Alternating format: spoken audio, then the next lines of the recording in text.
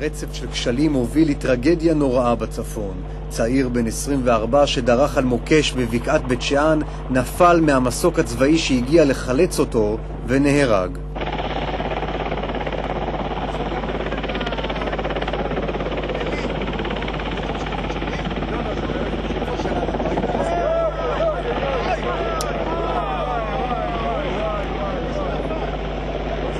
האסון אירע סמוך לשעה 5 בערב.